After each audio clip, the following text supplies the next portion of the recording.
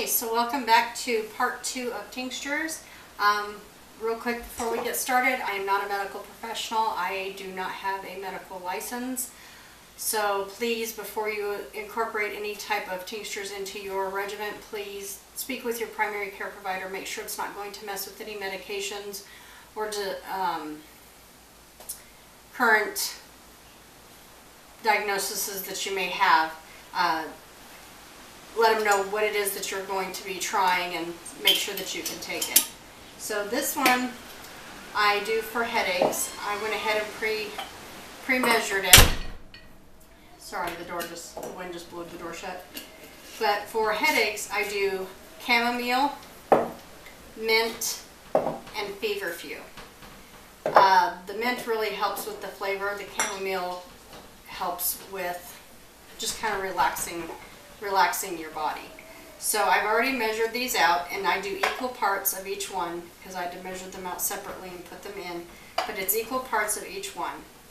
Now for the chamomile, I'll grab my book real quick and I will show you, I'll read to you what chamomile is good for, because it's not just for sleep. Chamomile, abscesses, acne, ADD, ADHD, anxiety, depression, eczema, dermatitis, food sensitive, headaches, heart palpitations, IBS, IBD, ulcerative colitis, indigestion, insomnia, leaky gut, menstrual cycle irregularities, pain management, plantar fasciitis, receding gums, stress, and wounds. And of course, this book will explain to you, and a lot of the other books that are out there, this is just the one that I use, you know, how you can make it into a tea, if it's good in a tincture, or if it's better with as a salve, you know, a topical. The mint is good for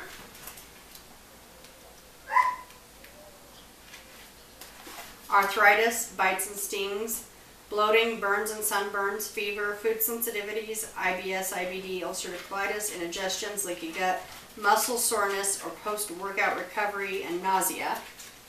Now, as far as the Feverfew goes, what that one is good for, I actually have that one written in my book. Okay, Feverfew is used for fevers, headaches, and arthritis. It does have other uses. That's just what I have written in my book. You don't necessarily have to grow all these. I do grow some of them, but I do not grow all of them. Some of them I just get at an actual herbal store, and they're really knowledgeable usually about what the different uses are. So I've already weighed this one out, and this one I just top off with vodka. Now, if you notice, if you watched part 1, I used fresh ones that I got from the garden. I basically just washed them really good, make sure there are no bugs on them. And then I let them dry in the sun, and then I just chopped them up. I didn't dehydrate them, like dry them. I just dried it to where there was no water. This time I'm actually using dried herbs.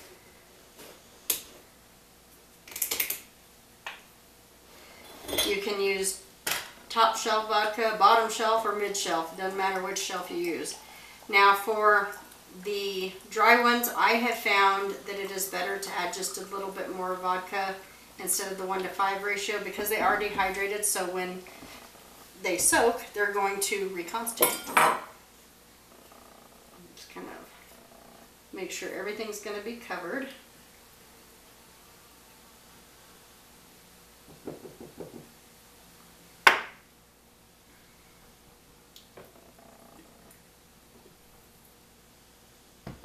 Okay, so that is all I do for headache. And that one actually, that way it needs to be. You know what, actually I'm going to show you. So I have these lids.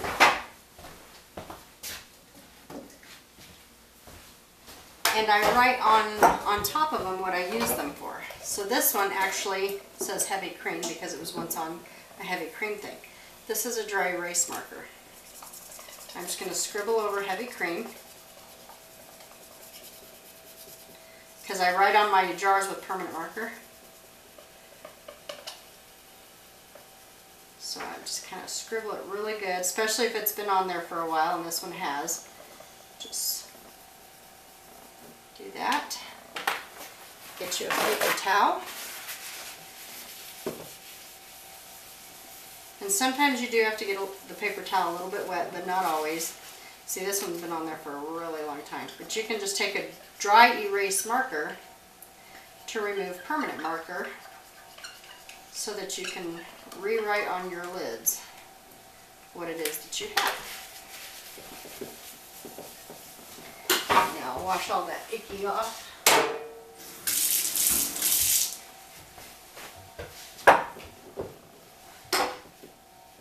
It's still there a little bit. That must have been on that lid for a very, very long time.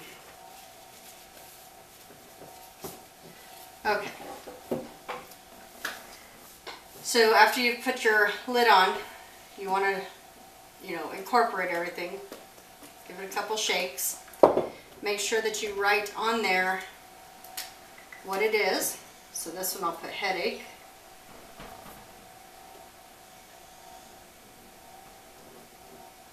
I'm going to put today's date.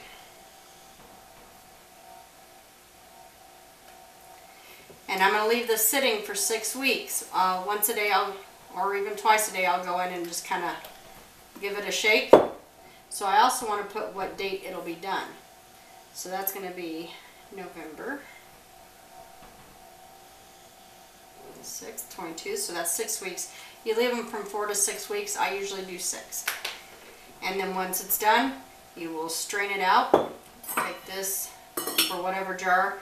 And actually by straining all that out, you will probably end up using a jar this size. Or you can get the little dropper bottles. So I will strain it out into a cheesecloth, make sure I get it all out. The stuff that is in here, the Feverfew, the mint, and the chamomile will just go into the compost pile. So just mix it around, and that is all I do to make headaches. We'll see you back for part 3 of what we're going to be making next. Hope you enjoyed this video. Don't forget to like, share, and subscribe. Hit us up on Instagram, and have a wonderful day. Catch you on the next video.